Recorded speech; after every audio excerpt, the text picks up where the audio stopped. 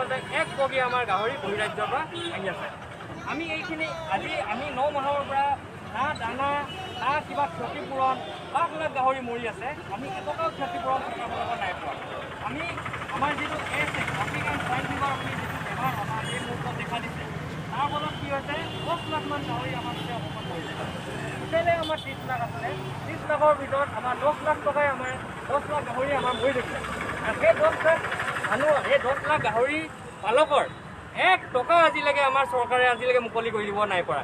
আৰু যিহেতু এই বেমাৰটো অতিশয় ভয়াৱহ, আমি ইয়াত বিভিন্ন এটা প্ৰট'কল আছে, যে প্ৰট'কলটো ধৰি লওক যেনেকৈ গাহৰিবোৰ যিডোখৰত হৈ আছে তাৰ আশে পাশে ধৰি লওক টেষ্টিং কৰিব লাগে বা এটা উচিত ক্ষতিপূৰণ দি পিনে আমাৰ বস্তুখিনি আগবঢ়াই নিব লাগে।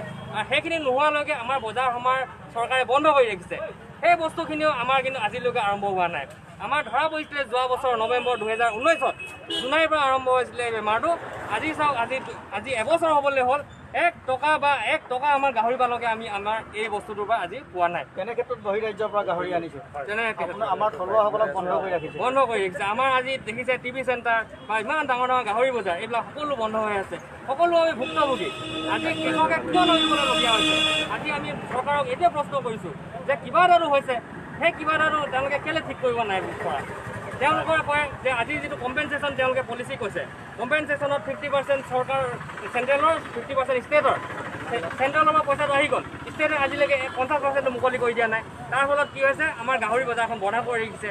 আমি কিমান দূৰ লাগিম? আমি কৃষকে যদি আজি আমি আমাৰ ৰাস্তাত নামিবলগীয়া হ'ল, তাতকৈ দুখৰ কথা এখন ৰাজ্যৰ কাৰণে একো হ'ব নোৱাৰে।